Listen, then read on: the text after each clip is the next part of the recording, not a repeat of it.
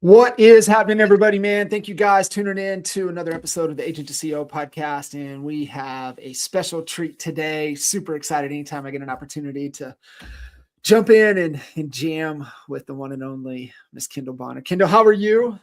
I am so good, blessed and highly favored, I like to say. There you go. There you go. I love that. Yeah. How are you doing? I'm doing fantastic. Happy New Year. And I know you're south enough to where you got a little bit of the cold. You didn't get everything that we got annihilated with.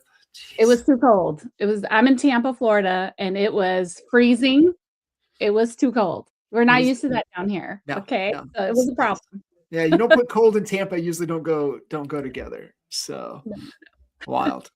Well, Kendall, you've been up to a lot. You never let things stand still, and I'm really excited to jump in conversation around a couple of things. And really, hey, let's get on this. Let's talk about this because of the second thing we're going to talk about, and didn't even know about this. The first thing, right? We chatting about it a little bit before, and was book recommendation that Miss Tina Call. Got a phone call last week, and she's like, I need you to read something. And I was like, well, I've read it, but I will immediately start rereading it again. And the book is Play Bigger. And I feel like everything that I started listening to at the end of last week, kind of like, oh yeah, I remember kind of going through this when the book came out in 2016, 2015, 2016, 2017 timeframe. And everything that you're up to, and I'm like, okay, she is creating some new category kings, and I'm really excited to jump in with you today.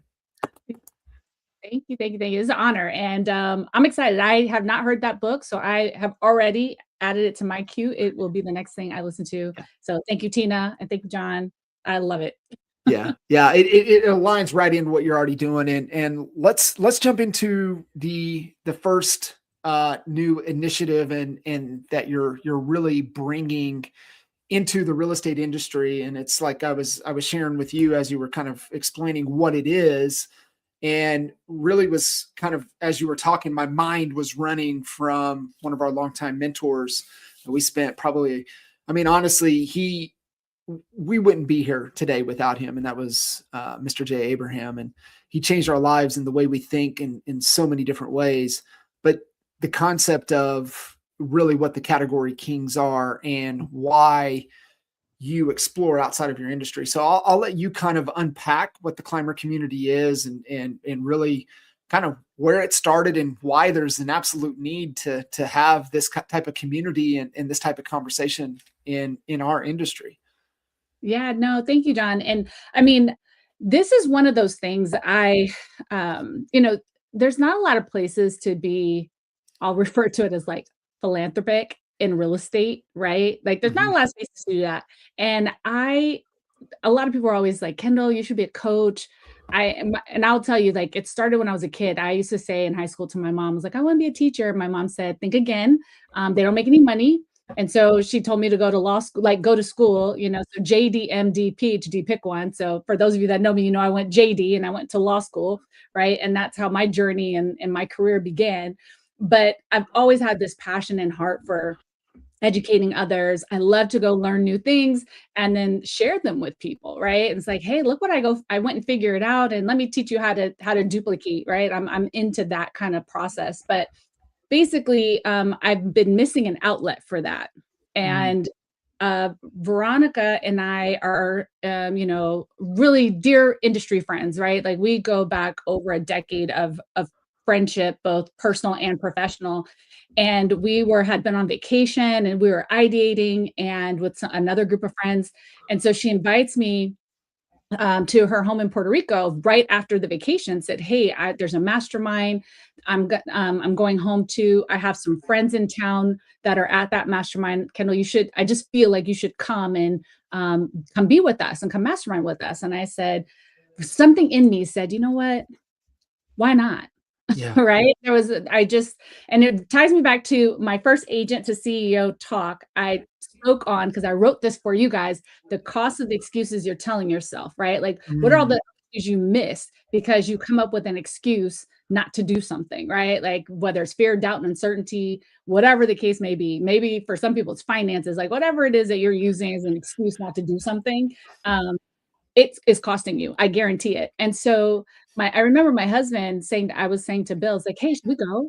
And he's like, why are we going? Like, we just got vacation. I need to get back home to go to work. And I was like, no, I felt something in my soul.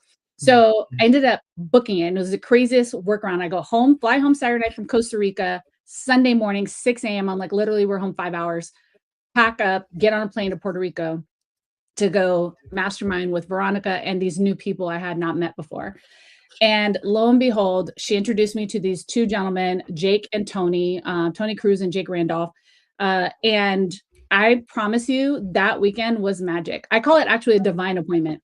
We were intended that weekend. And we're masterminding around, community and real estate and like our fear, or not our fears, but our concerns and our challenges with the way things are done today and how they've always been done. I think I mentioned to you before, there's this concept of in real estate, we've always done the same thing, the same, right? Like it's the same 5 ways to generate leads, the same 5 ways to do our business. And I've been really frustrated with that for so long. And I felt like we've got to start looking outside of our industry for how to do things better, because the consumer's changing and we can't continue to do things the same way that we did 40 years ago. Now, yes, does door knocking work? Probably, could, sure, maybe, but is that the most effective, most efficient, best way to do business going forward? And so I've constantly been challenging myself with this. So anyway, we were masterminding, we were talking, and we realized that we had all these synergies. And so we decided that weekend that we were going to do something about it. And that was the beginning of what we now refer to as the climber community. I love that. And so why now, right? Like why does the industry need a community? There's so many other these groups, these communities, things that people are can gravitate or fall into, but why does this industry need this community right now? Yeah. So let me tell you a little bit about it. So, because I think that helps answer the question. Number one, Climber is a free community for real estate professionals. It's brand agnostic. So we literally have people, let me just tell you this about it. We have brand new agents. We have agents that have been in the business 30 plus years in this community. We have solo agents, top producers, team leaders. We have franchise owners and broker owners in this community. We have every brand under the sun, from independents to like your Remax, your LPT, your EXP, your Real, your Coldwell Banker, your Century 21, like Keller Williams. Like literally, I have approved all of these members into this group. We have residential agents. We have commercial agents in this community. We have people all over the 50 states of the US, but we also have members in Canada, Mexico, Costa Rica, Europe, Southeast Asia, like Latin America, like literally we all over the world, all over the globe. And so, and it's this community of agents who are all interested in the same thing, in my opinion, because this is what we told them we wanted to do with them, which was grow and grow in a way that is consistent with what is happening in the world today. Like, for example, how consumers purchase, how they buy, how they experience marketing is completely different today than how it was pre-pandemic. Let's just Right. not even to go further back than that, right? Just pre-pandemic, people are experiencing marketing and their purchases and how they hire service-oriented service providers and things like that. That's all changed already, right? Just in the last 5 years. Not to mention the movement of AI and artificial intelligence from 2020 to today is like 10x, right? And so we're thinking about in this community, like, how do we bring that new language, that new modeling, that new skill set into today's environment, into today's real estate world? Because this is how, everyone talks about how AI won't replace us. Although there's a challenge there. I mean, if you're not paying attention to what Elon Musk is doing, he's like literally no longer building cars because he believes cars won't be needed, especially in the light of Waymo. Who's been in a Waymo? I experienced that for the first time in the last year. Like, if you're not paying attention to what's happening, you are going to truly get skilled out of a job. And so upskilling is about leveraging these new marketing methodologies, these new skill sets that take into account this new level of technology that we now have access to, and making yourself more efficient, honestly, smarter, more strategic, more intentional, and more proactive in your business. And so, like, what's beautiful about this is that all four of us are obsessed with how do we implement these things in our own business, and how do we teach others how we're doing it and how we've done it, right? It was so funny. Last night we were on a call, Climber founder call yesterday, and just a little insight, because we meet every week to kind of talk about the week's activities. And someone was like, on the team was like, hey, we need to film a video, the four of us, like announcing something to community. And Veronica's like, wait a minute, why aren't we using AI to do that? Why don't we film an AI video and then make a class about how to do that? And it was so great because we were already top of mind for these things. So last night we were literally texting at 10, 11 o'clock at night, sharing the same script, creating the same different AI video between all of our different avatars, and joking about how we're going to teach others how to shoot this way. And all of it for free. You can't get this kind of education and experience like this. Most people are charging, whether it's $47, $127, Sure. $10,000 coaching to teach me these things. And we're offering it to this community for free. So when you realize like the kind of care you're getting and the kind of training and exposure that you're getting in this community, not to mention we offered a free Go High Level account in there that's already built out. Like, we're giving so much value in this community that I think it's been just an easy yes for people to come in and invite their friends. Sure. What is the kind of the trade-off, right? So obviously we're not charging anything to be a part of the community. You come in, I mean, like putting the business hat on, thinking down the road. I mean, what is kind of the goal, the intent of Climber? I mean, where do you guys see this going into the future? Is there a monetization strategy later on? Like, what's the roadmap look like with Climber? Yeah, great question. And we've been asked this question before, so we're very transparent about it. The community is free to its members, right? And so we do offer a ton of value there for free currently right now, and that will continue. There will always be free value from that community. How we plan to monetize, because yes, it is ultimately a business model for us, is through vendor relationships and partnerships. As you know, I'm the former VP of strategic partnerships for EXP. And even before then, I mean, that was one of the reasons why I took the job, because I was already friends with all these guys and I already knew a lot of these vendors from my experiences past. But, we want to, especially Veronica and I, we have partnered with a lot of great partners in our businesses, right? We've worked with a lot of great strategic movers and shakers. And so when you have these relationships, we are working with some of the best tools in the industry, and we're bringing them to our agents. And not just that, we're teaching them how to use it. So for example, on our this is our most recent event, we did a webinar, and it was sponsored by BigView. BigView is a tool I have been using and paying for personally since, I want to say, 2018 at the latest, right? It might even been earlier. But that tool is a video tool that can really change the game and improve someone's business. And so they sponsored, and we'll do a training with them this week. Last week, they offered our agents in the Climber community a free social media audit. And then they're coming in and doing a free training on how to scale your build AI-powered video in under 10 minutes. All of that is being offered to our agents for free. So whether they have BigView or not, they can leverage this experience and learn these strategies and techniques. And if they pick up the tool along the way, we want them to do that if it brings them value in their business. And they wouldn't have known about this tool or been able to have access to like how this works, but for us strategically and intentionally bringing them valuable tools to the community. Plus, we do intend to maybe do events and things like that. But the goal here is to build a ton of value and raise the bar in our industry. For me, like, I'm not selling coaching or anything. I'm just like, I have a bunch of trainings in there, and it's just free knowledge I'm giving because I want to see the industry improve and be great. And I want to see people actually have profitable businesses in real estate. Yeah, no, I love that. So I guess maybe take me back now, since we kind of understand what the climber community, why Yeah. now? Like, why does the industry need different perspectives and outside industry insights? What's working? Why does our industry need this now? I would say, in my opinion, there's so much noise. There's so much noise in our industry.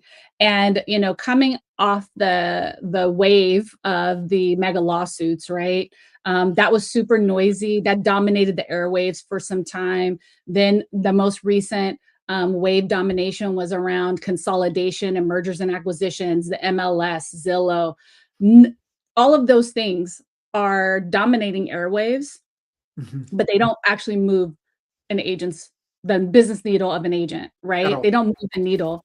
And so right now, agents are struggling with, where do I go for support? On top of that, we are seeing a lot of brokerages, not all, this is not a critique to all, but I just find like it's just common amongst a lot of brokerages, especially our smaller independents. They can't compete with the very extremely fast pace of movement of what's happening in terms of technology, in terms of SaaS, in terms of tools. And so agents are choosing, because brokerages are saying, hey, in order to be more competitive, I have to be cheaper. But if I'm cheaper, I provide less services. Agents are being forced today, now more than ever, to seek outside their broker for support. They're being forced to access other tools. And because there's so much happening, especially with the pace of AI and all the different products out there, if there's not one tool, there's another. Who is out there vetting these tools so Yeah. that I don't waste my own time and money? And so, Veronica and I, we are like the beta test queens. Like, we get asked to beta test products all the time. Yeah. We get asked to hey, take a look at, learn more about. And so, and we don't say yes to every product. Neither one of us do. We are very selective, and we put our money where our mouth is. We make our own investments in these tools, and we've been learning, like, hey, this works, this doesn't, this is why this worked, this is the mistakes that were made. And so having a space where you can be and learn and be like almost like a fly on the wall Mhm. of two business operators to learn from, I think is very valuable to people, because they're like, hey, someone finally telling me the truth about what's what, Yeah. and they're not just trying to sell me a product, right? Yeah. So, because that's not our intention. It's not to sell products, it's to help elevate your business. And when you come from that perspective, your approach is different, and the impact is different, and Yeah. the consequences are different too.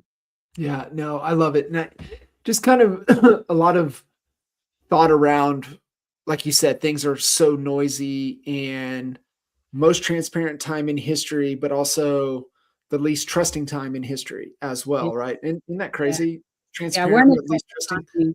Yeah, we're in a trust economy right now, meaning with AI, all of that, people don't know what to believe, what to trust. I mean, I saw an image the other day that I was like, there's no way, or a quote the other day that I was like, there's no way that that was said or that was true. But now with access to AI, people are able to fake things, recreate things and true or false, and aren't always honest about it. So trust is a huge factor.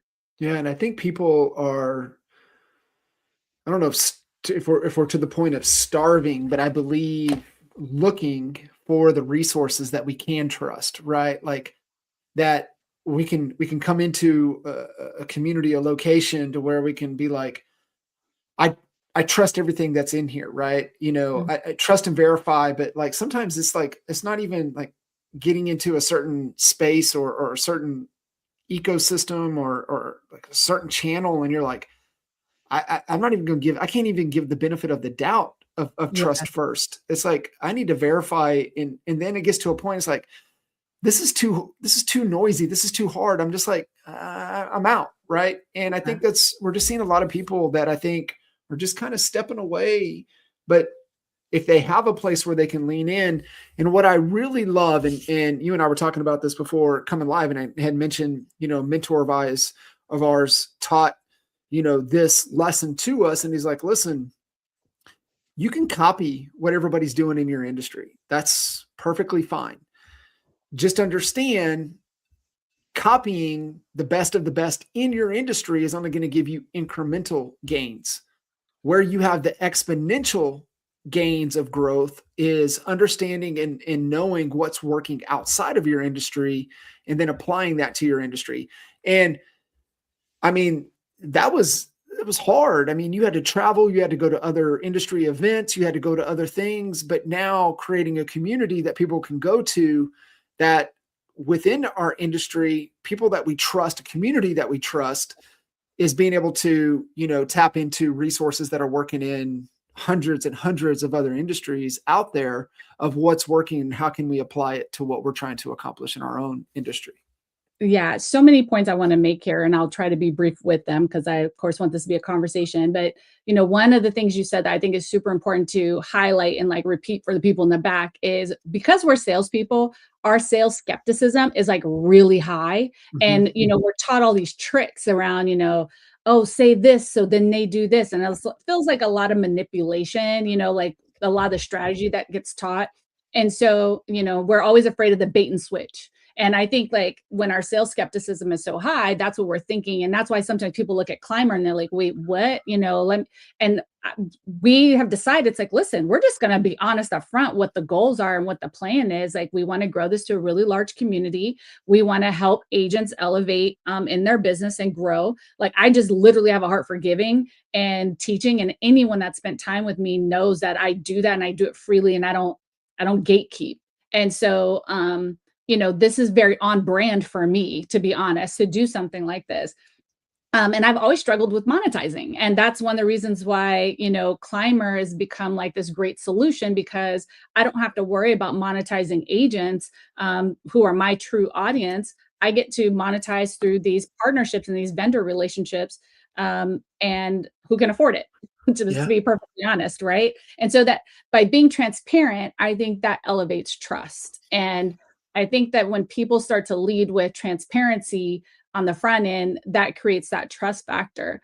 And then as far as your second point about going outside the industry, I 100% agree with that. In fact, the beginning of this year, part of my newfound relationship and partnership with Jake and Tony led me to an event that they were speaking at, which was the AI Bot Summit. And this Mm. is the longest standing AI conference in the country. They've been doing this year over year for several years now.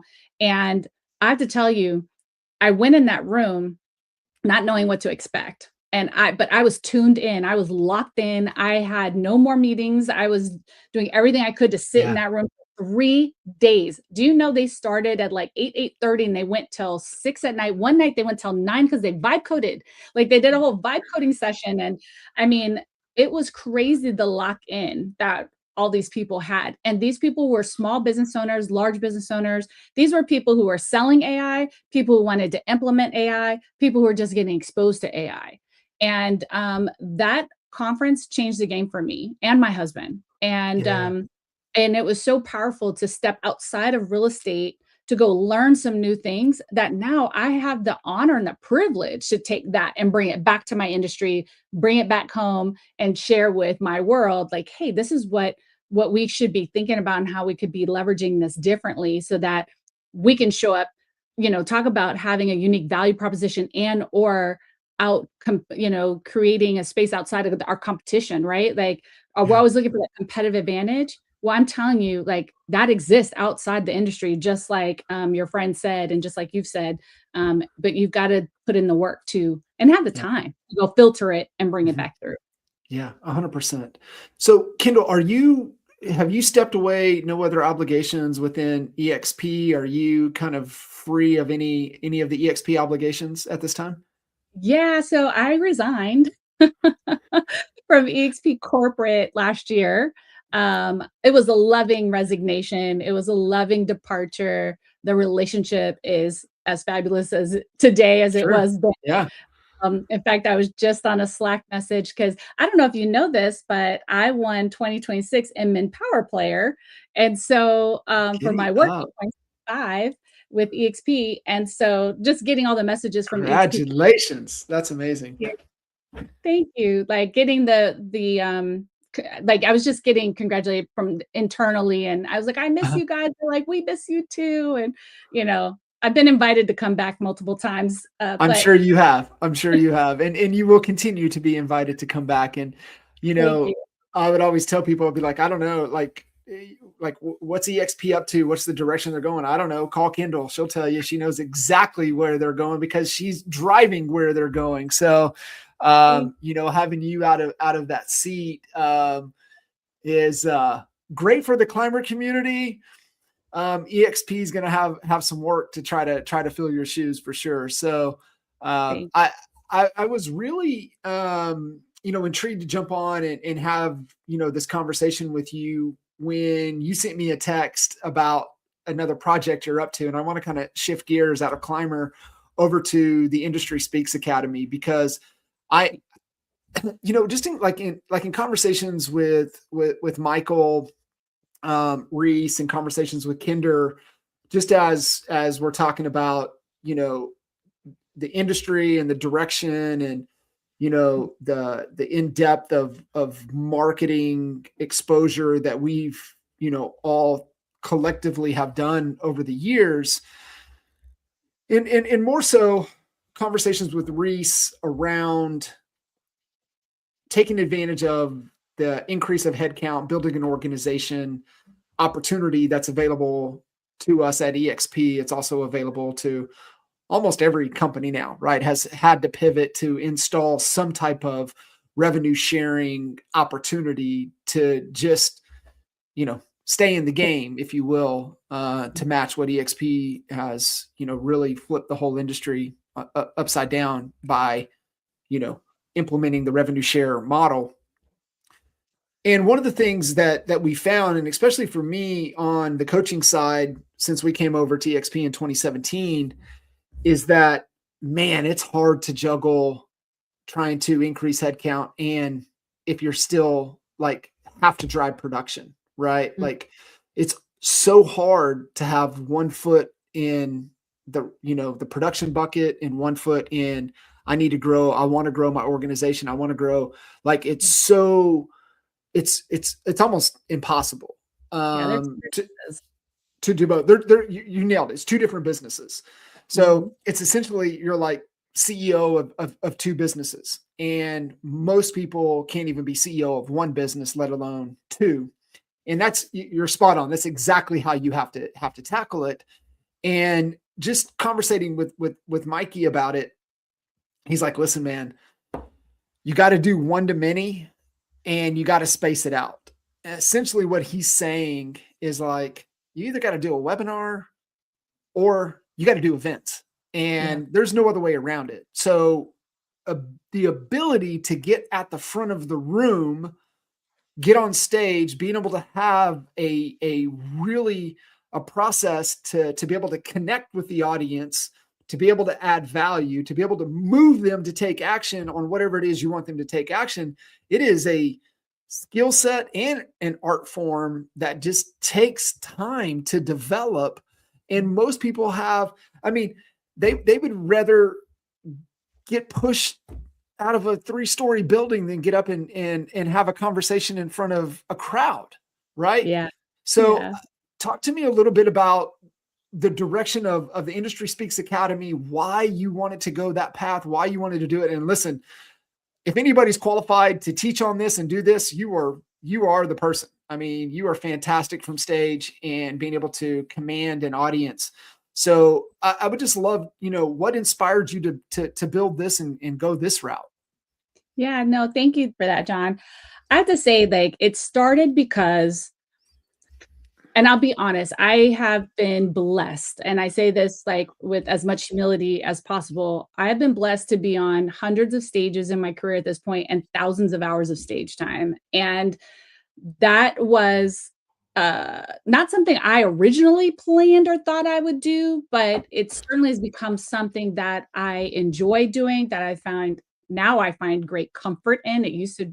The nerves used to be really, really bad, much better today. I really almost have zero nerves about it today compared to in the past. And, I was being approached by people often that, recognize what I was doing, because I'm not the most braggadocious about my stage time that I've done, but the people that have noticed would say, like, how did you do that? Like, I want to do that. And I didn't have a next step for them that I knew I could point them to that would give them the opportunity to duplicate what I have been able to experience in my career. And so I felt like there was this like blue ocean opportunity of being able to elevate new voices. And so part of what happened was I recognized them going to a lot of the events. I would see a lot of the same faces. I would hear a lot of the same feedback loops or message loops on stage. Like I was, at NAR in Houston, I spoke there. And I remember being listening to some speakers and thinking, this is old. Like that was like literally my thought. Like this is not interesting to me. And I thought, man, there's so many more interesting voices out there who are doing really new, unique, and powerful things that are working.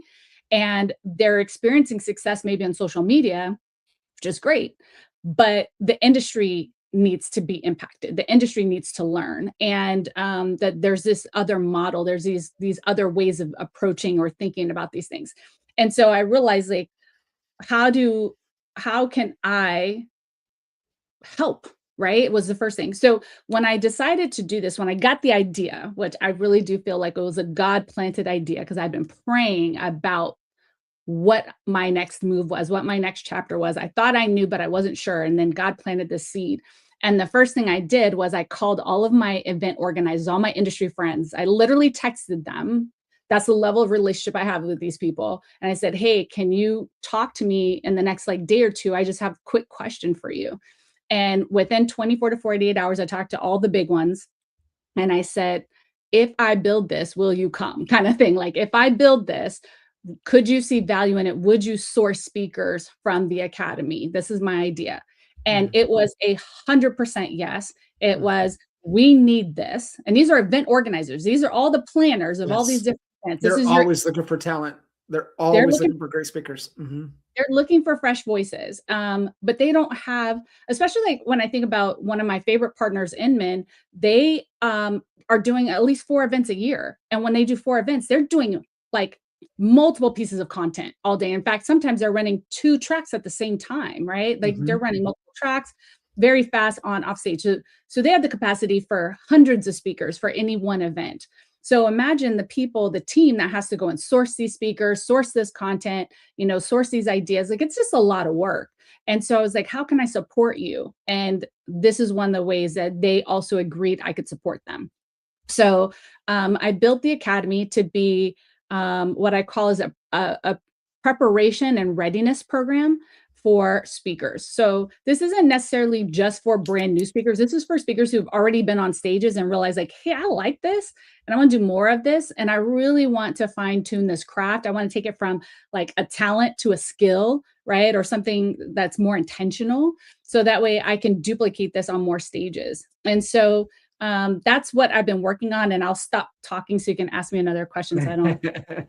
No, I love it. You can keep going. And yeah, I think not only the connections is part of it, right? I mean, it's a really big part to be able to get on those stages. But when you do have the opportunity, what is, the format that's going to allow you to get connected, but also to get you to come back to the stages? That's the thing. How do you make an impact not only on the audience, but it's also, how do you make things easier for the event coordinators? How do you add value to them, right? So there's so many different nuances that a lot of people don't understand because they're just so fixated on, oh my gosh, I gotta speak in front of people. That's all they're consumed with. They don't understand all of those other things. And being able to have somebody like you in their corner that can,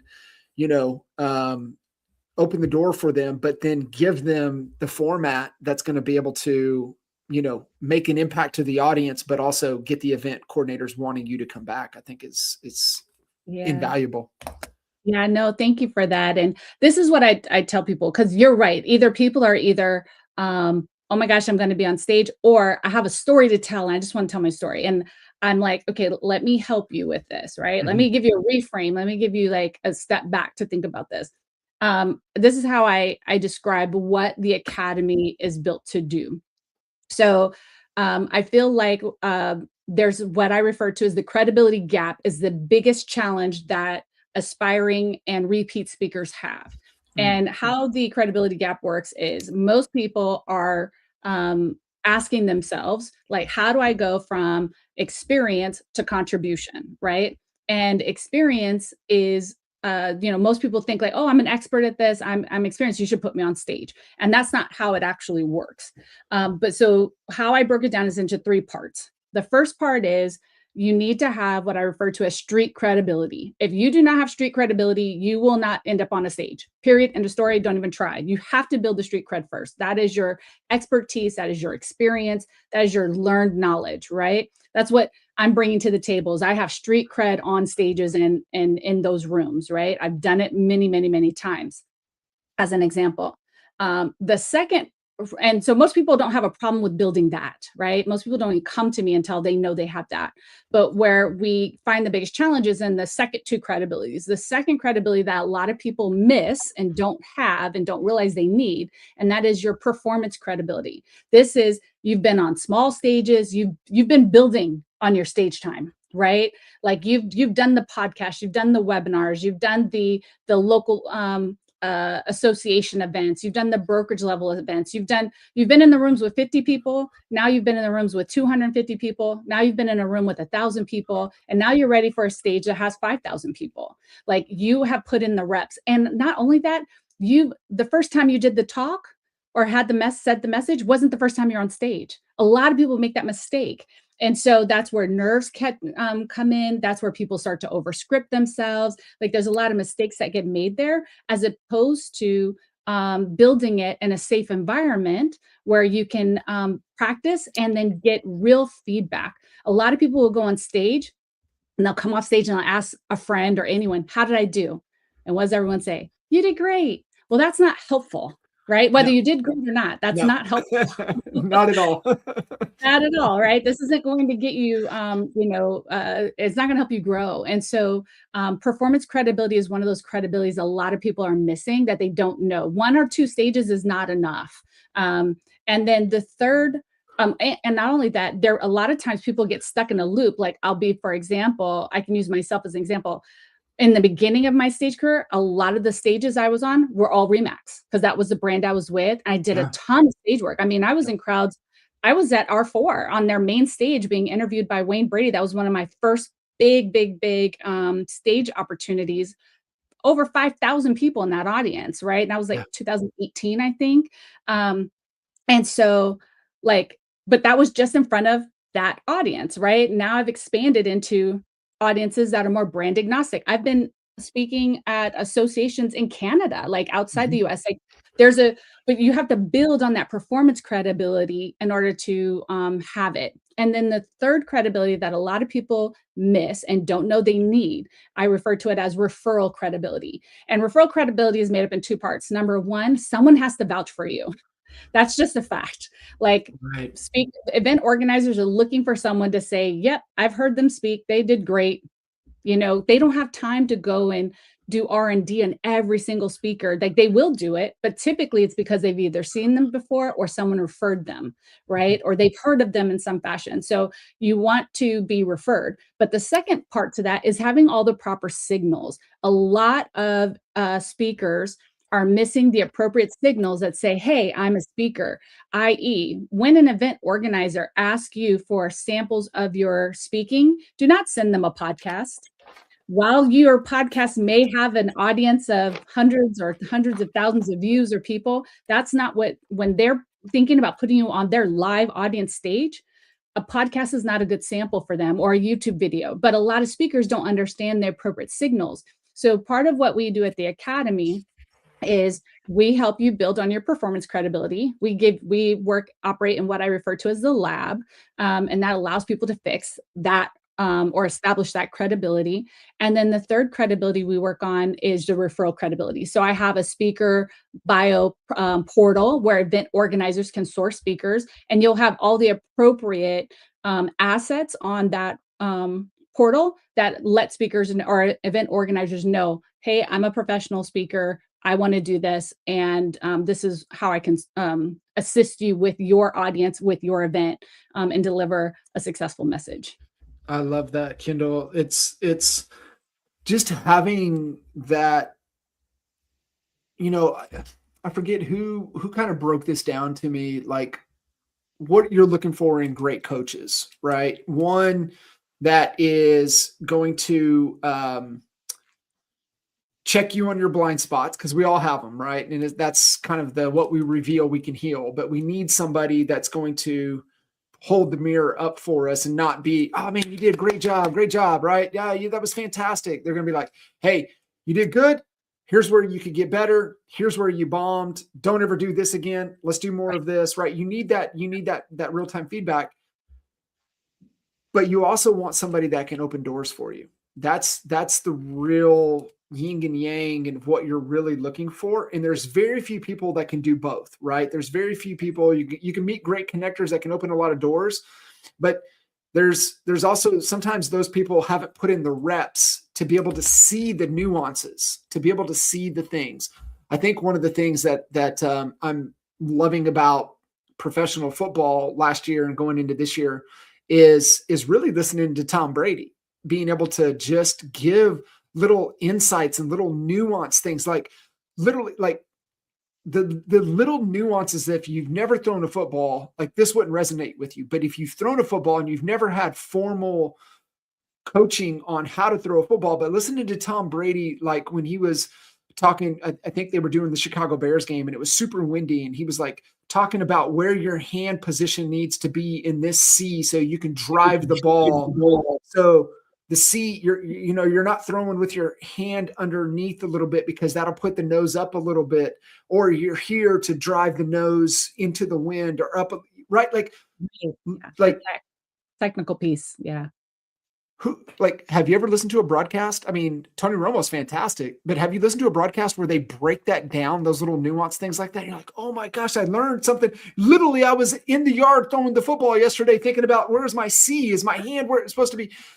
That's what we're looking for, right? That's where having great coaches, not only are you, this academy with you being able to have great connections, but you're also there to give them the technical little nuances of like, dude, your hand position was a little low. That's why the nose of the ball floated on you. And that's why it hung up there and it got picked off. If you get that hand up a little bit, the nose is going to drive and it's not going to get picked off. That's what it takes to really thrive and cut through the noise that is paralyzing so many people right now.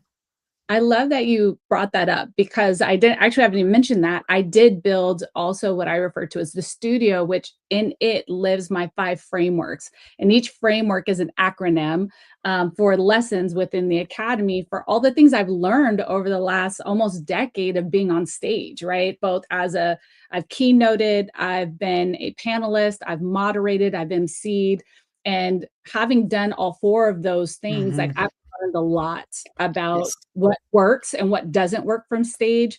And so there's this, like, I put together like all my lessons I've learned and I've put them into an on-demand training course. And then I also built, because I'm a nerd, a custom AI bot that my academy students can engage with so that when they're not working with me personally, they can work with this AI bot to help them fine tune with real constructive feedback based upon the frameworks, right? So it's not designed to be personal or attack or anything. It's just, hey, this is like based on these frameworks and these lessons that we learned, this is what lands and what doesn't. And here's a weak spot that you might want to work on. That's so good. Kendall, there's, the leaders that will, listening, that will listen to this are who are feeling stuck right now, right? You've got a couple options of paths to go. Feeling stuck, feeling overwhelmed, like to get them off of high center, coming from your voice, your experience. What's the next right move for folks out there right now that are stuck, that are overwhelmed by the noise? Like, what are their moves? What do they need to do right now? Are you talking about from a speaking perspective or a real estate? I'm talking about a little bit of both, because I think as a leader, knowing that you have a voice, you're wanting to grow, you're still kind of have to rely on a little bit of your production.